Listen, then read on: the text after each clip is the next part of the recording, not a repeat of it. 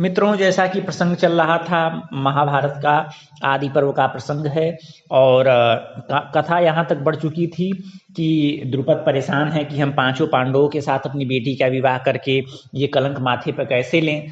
और पांडव लोग कह रहे हैं कि नहीं, हम पांचों लोग विवाह करेंगे क्योंकि माता जी की ऐसी आज्ञा है। उसी समय वेद व्यास जी आते हैं और वेद व्यास जी द्रुपद को समझाते हैं कि तुम पांचों पांडवों का विवाह द्रौपदी के साथ कर दो क्योंकि यह धर्म सम्मत है। और वह कहानी बताते हैं कि किस प्रकार 5 इंद्र महादेव का अपमान करने के कारण महादेव के श्राप से मनुष्य योनि में पांडव के रूप में प्रकट हुए हैं। और द्रौपदी जो हैं वह स्वयं स्वर्गलोक की लक्ष्मी हैं और महादेव ने पहले से तय किया हुआ है कि इन पांचों की शादी द्रौपदी से होगी। तो अतः तुम इस काम को समझो। और उन्होंने दिव्य दृष्टि दे करके भी ये दिखा दिया द्रुपद को कि भाई अपनी आंखों से भी देख लो कि ये पांडव लोग सच में देवराज इंद्र हैं, और अपनी बेटी को देखो तो पता चल जाएगा कि ये स्वर्ग की लक्ष्मी है। तो विश्वास हो गया राजा द्रुपद को कि हाँ भाई ये बात सत्य है। तो व्यास जी ने कहा कि तुम्हारी बेटी के जन्म का एक और प्रसंग सुना रहा हूँ, उसको सुनो। कि एक तपोवन में एक बड़े मुनि थे और उनकी एक कन्या थी। वो बड़ी रूपवती थी, बड़ी सती साध्वी थी, लेकिन उसको अपने जैसा पति नहीं मिला। तो वह बहुत कठोर तपस्या करके भगवान शिव को प्रसन्न की। भगवान शिव जब प्रसन्न हुए तो उन्होंने उस कन्या से कहा कि तुम अपने मनोवांछित वर को मांगो। तो वह जो कन्या थी वो महादेव से बार बार यही बोली कि मुझे सर्वगुण संपन्न पति चाहिए, सर्वगुण संपन्न पति चाहिए। तो भगवान शिव ने कहा कि ठीक है, तुम्हारे 5 पति होंगे। यह सुन करके वह बोली कि महाराज शिव जी, मैं तो एक ही पति चाह रही थी, आप 5 पति क्यों दे रहे हैं। तब महादेव ने कहा कि तुम पति दीजिए ऐसा 5 बार बोली हो, तो 5 बार बोली हो इसीलिए वैसा ही होगा, यानी कि तुम्हारे 5 पति होंगे, लेकिन तुम्हारे इस शरीर से नहीं होंगे। तुम जब अगला जन्म लोगी, दूसरे शरीर में प्रवेश करोगी, तब तुम्हारे 5 पति होंगे। तो हे द्रुपद, ये जो मुनि कन्या है वही दिव्य रूपिणी कन्या तुम्हारे पुत्री के रूप में प्राप्त हुई है। और इसीलिए ये जो कृष्णा है यानी कि द्रौपदी है, यह पहले से ही विधि का विधान है कि 5 पतियों की पत्नी बनेंगी।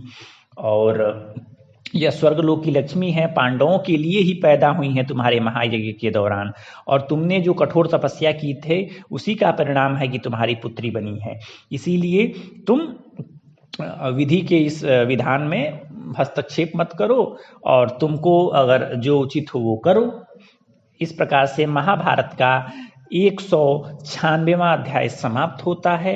और इस अध्याय के द्वारा वेद व्यास जी ने ये सिद्ध कर दिया कि जो पांडवों का द्रौपदी से विवाह करना का फैसला है वह उचित ही है और उसको सहमति देनी चाहिए। अब हम महाभारत के 197वें अध्याय पर आते हैं, जो कि आदि पर्व का है।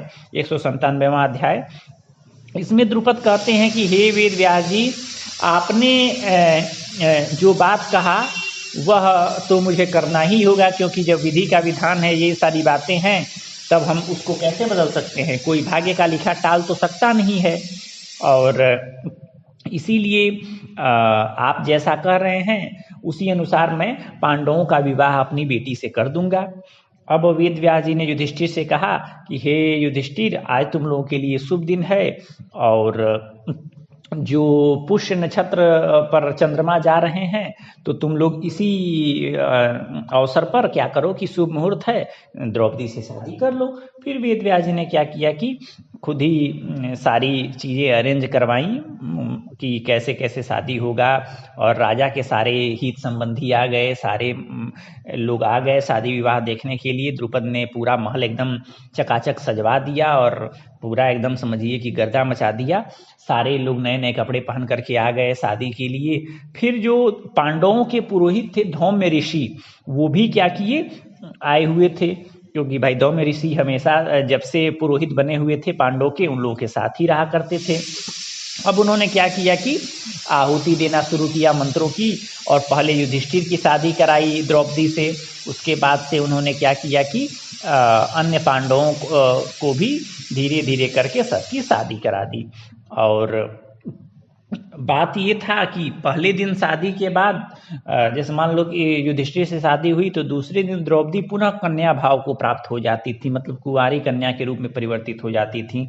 तो इस तरह से विवाह कार्य संपन्न हुआ और द्रुपद ने पांडवों को बहुत सारा दहेज दिया और उनके मन की बहुत सारी उत्तम उत्तम वस्तुएं दी। 100 तरह के रथ दिए जिनमें 4 घोड़े जुते हुए थे, 100 हाथी दिए और भी बहुत सारी चीज़ें दी। 100 नई दासियां उनको भेंट की जो कि एकदम युवावस्था में थीं, और मतलब जो जो एकदम राजा के योग्य देने वाली चीज़ें होती हैं उन्होंने बहुत सारी चीज़ें दी और अपने ही महल में उन लोगों को रखा। तो पांडव लोग भी द्रौपदी के साथ रह करके बड़े खुश थे और द्रौपदी भी पांडवों के साथ बहुत खुश थी। इस प्रकार द्रौपदी की विवाह का 197वां अध्याय समाप्त होता है। हम द्रौपदी के विवाह का उसके बाद 198वां अध्याय पर आते हैं। वैशंपायन जी कहते हैं, हे जन्मेजय, जैसा कि तुम अपने पूर्वजों की कहानी सुन रहे हो कि पांडवों से जब क्या हुआ, द्रुपद ने शादी अपनी बेटी की करवा दी, तो फिर द्रुपद एकदम निश्चिंत हो गए कि उनको लगा कि अब हमको किसी बात का कोई डर है नहीं। और द्रुपद के घर की जो औरतें थी वो भी कुंती का बड़ा सम्मान करती थीं। तो एक बार द्रौपदी भी आई, क्या अपने माता कुंती के चरणों में प्रणाम करके बैठी। तो कुंती बड़ी खुश हुई और बोली कि तुम अपने पतियों की उसी तरह से सेवा करो और उसी तरह से उनमें अपनी भक्ति रखो जैसे कि आज से पहले जो सती स्त्रियां थीं वो रखा करती थीं अपने पति के प्रति, और इस तरह से तुम वीर और दीर्घजीवी पुत्रों की माता बन पाओगी। और साथ ही उन्होंने ये भी कहा कि तुम घर पर आए अतिथियों, साधु पुरुषों का, बड़े बूढ़ों, बालकों और गुरुजनों का सत्कार करना चाहिए तुमको। और बताया कि जब तुम्हारे पति लोग जो बड़े बड़े राज्यों के राजा होंगे तो तुम भी रानी के पद पर बैठोगी, ये मैं आशीर्वाद देती हूँ। और इस तरह से बहुत सारा आशीर्वाद दिया कि बेटी तुम 100 बरस जियो, सुखी रहो, एकदम कोई कष्ट न आए, पुत्रवती हो। ये सारी बातें जब उन्होंने कह दिया तब क्या हुआ कि तब तक कृष्ण जी भी मतलब विवाह वाला प्रसंग जान चुके थे कि चलो भाई विवाह हो गया, वो तो जान ही रहे थे। तो अपनी तरफ से भी कृष्ण जी ने भी बहुत सारे सोना चांदी हीरा मोती भिजवाए पांडवों को भेंट के तौर पर, और बहुत सारी सेविकाओं को भी कपड़ा वपड़ा लत्ता दे करके सजा वजा करके भेजा कि पांडवों की सेवा में रहें। और इसके साथ साथ बहुत सारे रथ, करोड़ों स्वर्ण मुद्राएं और बहुत सारी स्वर्ण की ढेरियां भेजवाई पांडवों के लिए। तो युधिष्ठिर भी बड़े प्रसन्न हुए कि देखो भाई कृष्ण जी ये सारा चीज़ भेजवाए हैं। तो कृष्ण भगवान की प्रसन्नता के लिए वो सारे उपहार युधिष्ठिर ने रखवा लिए। इस प्रकार वैवाहिक पर्व का 198वां अध्याय समाप्त होता है। अब हम लोग विदुरागमन राज्य लंभ पर्व पढ़ेंगे जो कि 199वां अध्याय है आदि पर्व का महाभारत के, जो कि अगले वीडियो में पढ़ेंगे। भक्तजनों, महाभारत के आदि पर्व के हम लोग 199वें अध्याय पर यानी 199 चैप्टर पे हैं। और अब तक की कहानी में हम लोगों ने पांडवों के द्रौपदी के साथ विवाह के प्रसंग को जान लिया है और ये भी जान लिया है कि अब वो लोग पांचाल देश में अपने ससुराल पांडव लोग कुंती के साथ सुखपूर्वक रह रहे हैं। अगले इस अध्याय में हम लोग जानेंगे कि गुप्तचरों के द्वारा क्या हुआ कि यह जब समाचार हस्तिनापुर आ गया कि द्रौपदी का विवाह 5 पांडवों के साथ हुआ है और जो स्वयंवर जीता था वो साक्षात अर्जुन था, और उस अर्जुन ने न केवल स्वयंवर जीता था बल्कि जो राजा लोग विरोध करने आए थे उसको भीम और अर्जुन ने पटक पटक के मारा भी था। तो इस प्रकार की बातें सुन करके जो राजा लोग स्वयंवर में आए थे, जब सब लोग ये चीजें समझे तो उनको बड़ा आश्चर्य हुआ, क्योंकि उन लोगों को तो यही मालूम था कि लाक्षागृह में बेचारे पांडव जर करके मर गए हैं। तो जो बम्पर सेलिब्रेशन के साथ विवाह कार्य संपन्न कराया द्रुपद ने, तो सब लोग जान गए कि भाई पांडव लोग जीवित हैं।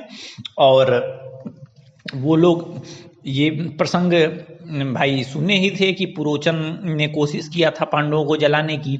तो वो लोग क्या करने लगे, धृतराष्ट्र और भीष्म को गरियाने लगे कि देखो धृतराष्ट्र जो था वो कैसे कुंती के लड़कों को मारना चाह रहा था, लेकिन विधि का विधान क्या हो सकता है। और देखो पांडव लोग बच भी गए और द्रौपदी को भी पा लिए, द्रुपद से हम लोग की मित्रता भी हो गई। इस तरह लोग बातचीत करने लगे। अब क्या हुआ कि जब हस्तिनापुर में समाचार पहुंचा तो कर्ण, शकुनी और धृतराष्ट्र के जितने भी बच्चे थे, दुर्योधन आदि, वो लोग आपस में विचार करने लगे। शकुनी बोला कि शत्रु ऐसा चीज है जो कि बहुत खतरनाक होता है, हमेशा पीड़ा देता है, इसलिए मेरा तो यही मानना है कि कुंती के जो जितने बेटे हैं उन लोगों को खत्म कर देना चाहिए, क्योंकि अगर हम लोग पांडवों का विनाश नहीं करेंगे तो हम लोग हमेशा जीवन भर पछताएंगे।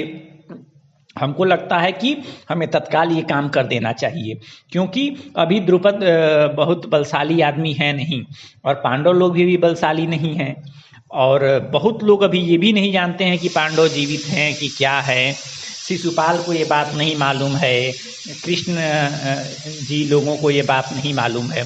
तो हम लोग को लगता है कि अभी पांडवों को मार देना चाहिए, हम लोग जैसे ये समाचार पाए हैं, क्योंकि ये जो सब लोग जान जाएंगे और सब लोग द्रुपद से आकर के मिल लेंगे तब कठिन हो जाएगा पांडवों को मारना। इसीलिए हमें तत्काल अचानक से हमला बोल देना चाहिए और पांडवों को मार देना चाहिए, क्योंकि ये लोग लाक्षागृह से तो बच ही गए हैं, तो उनके बचने से समझो कि खतरा और बढ़ गया है। क्योंकि अगर कृष्ण जी के और विष्णुवंशी लोग आ गए और चेदिवंशी वीर भी आ गए और भाई द्रुपद के नगर के भी लोग अस्त्र शस्त्र लेकर के चले आ गए, तो समझ जाइए कि बड़ी कठिन हो जाएगा। क्योंकि अगर बलराम जी आ गए तो समझ लो कि कौरवों की सेना का नाश ही कर देंगे। इसीलिए मैं तो यही मानता हूं कि जैसे ही हम लोग को एक खबर मिल चुकी है कि पांडव जिंदा हैं, हम लोग को तत्काल अटैक कर देना चाहिए पांचाल राज्य पर और पांडवों को खत्म कर देना चाहिए। तो जब शकुनी ने ये कहा तो सोमदत्त के लड़के जो भूरिश्रवा नाम के राजा थे, उन्होंने कहा कि भाई आपकी जो बात है उसमें हम कुछ नीति की बात जोड़ना चाहेंगे। नीति कहती है कि शत्रु जब संकट से पीड़ित हो तभी उस पर आक्रमण करना चाहिए, लेकिन अभी तो मैं ये समझ रहा हूं कि पांडवों को मित्र के रूप में द्रुपद भी मिल गए हैं और खजाना भी मिल गया है, और पांडव लोग खुद बलवान पराक्रमी हैं ही। अर्जुन को तो समझ ही रहे हैं भाई कितना खतरनाक आदमी है। तो इसीलिए मेरा ये मानना है कि अभी ये समय उचित नहीं है, क्योंकि युधिष्ठिर की पॉपुलैरिटी आप लोग जानते ही हैं, और उनके पास इस समय पैसा भी बहुत ज़्यादा दहेज में मिला हुआ है, तो वो पैसा दे करके अपने शत्रुओं को भी मित्र बना सकते हैं, मित्रों को भी अपने अंडर रख सकते हैं और सेनाओं को भी खरीद सकते हैं। तो मैं ये मानता हूँ कि अभी उन पर अटैक न किया जाए, क्योंकि जिनके सहायक स्वयं भगवान श्री कृष्ण और बलराम हैं, और वो लोग एकदम तैनात रहते हैं हमेशा कि पांडवों की सहायता की जाए, तो ऐसे लोगों पर अटैक करना ठीक नहीं है। हमें तो यही करना चाहिए कि इस मामले से दूरी बनाए रखनी चाहिए। और साथ में द्रुपद का जो नगर है वो भी एकदम समझिए कि बहुत खतरनाक रूप से सजाया, मतलब घेरा व्यवस्था जो सुरक्षा है वो बहुत सर्वश्रेष्ठ है, तो उस नगर पर अटैक करना भी हमारे लिए मुश्किल हो जाएगा। वहाँ की प्रजा भी द्रुपद को बहुत ज़्यादा चाहती है, तो वो लोग भी लाठी लेकर के खड़े हो जाएंगे लड़ने के लिए। तो मैं तो ये मानता हूँ कि दुर्योधन पांडवों से संधि कर ले और बातचीत यहीं खत्म कर लिया जाए, तभी जाकर के सारी चीज़ें सॉर्ट आउट होंगी। क्योंकि अन्य राजा लोग भी ये बात मान ही चुके हैं, तभी तो अपने अपने घर लौट गए हैं, अटैक नहीं किए हैं। तो दुर्योधन तो वहां था, सारे तुम लोग ही थे, तुम लोग कहाँ कुछ कर पाए, तुम लोग तो लौट के चले ही आए। और इस प्रकार से जब भूरिश्रवा ने ये बातें कह दी तो दुशासन ने भी कहा कि अरे अपने भाई दुर्योधन से कि अर्जुन ब्राह्मण के वेश में हम लोग को मूर्ख बना गया, हम लोग को पता नहीं चला, नहीं तो हम लोग तो अपना पराक्रम दिखा ही देते। इस मामले में मैं तो यही कहूँगा कि भाग्य बड़ी बलवान है, पुरुषार्थ से कुछ नहीं होता है। क्योंकि अगर पुरुषार्थ से होता तो हम लोग तो पूरा कोशिश किए थे पांडवों को मारने की, लेकिन पांडव लोग जीवित क्यों हैं? इससे यही सिद्ध होता है कि भाग्य बलवान है। तो कुछ लोग थे वो पुरोचन को गरियाने लगे कि साला पुरोचन काम अच्छे से किया नहीं। इस प्रकार कौरव बेचारे बड़े दुखी मन से हस्तिनापुर वापस लौट आए, और वे बेचारे बड़े दुखी थे कि एक तो पांडव ससुरा मरे नहीं, ऊपर से देखो द्रौपदी को पा गए और द्रुपद जैसे खानदान के साथ उनका रिश्ता भी हो गया। क्योंकि द्रुपद तो एक वैसे ही महान राजा थे, एक बार हराए थे सारे कौरवों को, जब कौरव गुरु दक्षिणा के रूप में द्रुपद से लड़ाई करने गए थे। तो उसके अलावा द्रुपद के अब तो धृष्टद्युम्न जैसा पराक्रमी बेटा है, शिखंडी जैसे बेटे हैं, और भी पुत्र हैं जो कि युद्ध की कलाओं में बड़े पारंगत हैं। तो यह सोच करके कौरव बेचारे बड़े डर गए और उन्होंने वापस लौटकर अटैक करने की बजाय अपने घर पहुंचना ही ज़्यादा उचित समझा। इधर हस्तिनापुर में विदुर जो कि को भी पता चल गया था कि पांडवों ने द्रौपदी को जीत लिया है और शादी भी कर लिया है, और धृतराष्ट्र के जो बेटे हैं वो हार करके चले आए हैं। तो यह सुनकर के धृतराष्ट्र विदुर जी को मन ही मन बड़ा प्रसन्नता हुआ। यहाँ ये बात ध्यान रखने योग्य है कि विदुर जी जो थे वो भाई थे धृतराष्ट्र और पांडु के, लेकिन उन्होंने ही धृतराष्ट्र को राजा बनने से यह कह करके रोक दिया था, क्योंकि धृतराष्ट्र अंधे हैं और उन्होंने पांडु का समर्थन किया था। तो विदुर जी पांडवों के समर्थन में हमेशा से रहे थे, भले ही महामंत्री थे ये धृतराष्ट्र के। तो उन्होंने जब जाना कि भाई पांडव जीवित हैं तो बड़े प्रसन्न हुए कि चलो भाई धर्म की विजय हुई, और इतने प्रसन्न हुए कि वो कूदते फांदते चले गए राजा धृतराष्ट्र के पास कि महाराज हो भाग्य हो, मजा आ गया, मजा आ गया। तो धृतराष्ट्र पूछे कि अरे क्या बात है। धृतराष्ट्र भी एकदम खुश हो गए, क्योंकि धृतराष्ट्र को लगा कि शायद दुर्योधन क्या किया है, द्रौपदी को जीत लिया है और इसी खुशी में विदुर जी आए हैं। तो उन्होंने कहा कि द्रौपदी के लिए बहुत सारे आभूषण मंगाए जाए, मेरे बेटे दुर्योधन और द्रौपदी के स्वागत के लिए पूरा नजर सजा दिया जाए। तभी विदुर जी ने कहा अरे महाराज धीरज धरिए, धीरज धरिए, द्रौपदी की शादी पांडवों के साथ हुई है और वो लोग राजा द्रुपद के नगर में आराम से मौज काट रहे हैं। और ये सब बातें जब सुने तो धृतराष्ट्र का मुंह उतर गया, लेकिन बेचारे क्या करें, तभी कहने लगे कि वाह वाह क्या खबर सुनाए हो विदुर। मन में तो बेचारे बड़ी दुखी हुए, लेकिन ऊपर से बोले कि हे विदुर, तुमने जो बात बताई है कि पांडव जीवित हैं, वो ये सुन करके तो मेरा एकदम समझो कि खुशी का ठिकाना ही नहीं है। कुंती सच में बड़ी साध्वी सती साध्वी है, और द्रुपद के साथ हम लोग का संबंध हो गया, ये भी हमको बड़ी अच्छा लगता है, क्योंकि द्रुपद बड़े श्रेष्ठ राजा हैं और उनका खानदान भी बड़ा उत्तम है। और मैं तो बड़ी ज़्यादा प्रसन्न हूँ इन बातों से, और पांडवों की उन्नति देख करके तो हमारी प्रसन्नता का ठिकाना ही नहीं है। इस प्रकार से बेचारे धृतराष्ट्र विदुर से लगे बातचीत, ये सब अपना मन बदल करके बातचीत करने। विदुर बोले कि महाराज बड़ी अच्छी बात है, हम तो चाहते हैं 100 वर्षों तक आपकी बुद्धि ऐसे ही पांडवों के प्रति निर्मल बनी रहे। ये बात कह करके विदुर जी अपने घर चले गए।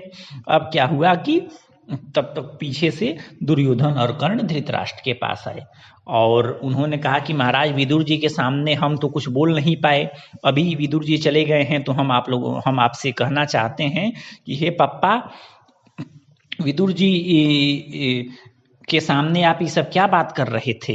आप पांडवों की उन्नति से इतने ज़्यादा खुश क्यों हैं? और आप ही की खुशी के चलते विदुर जी हमारे वैरी पांडवों की आपके सामने प्रशंसा करते हैं।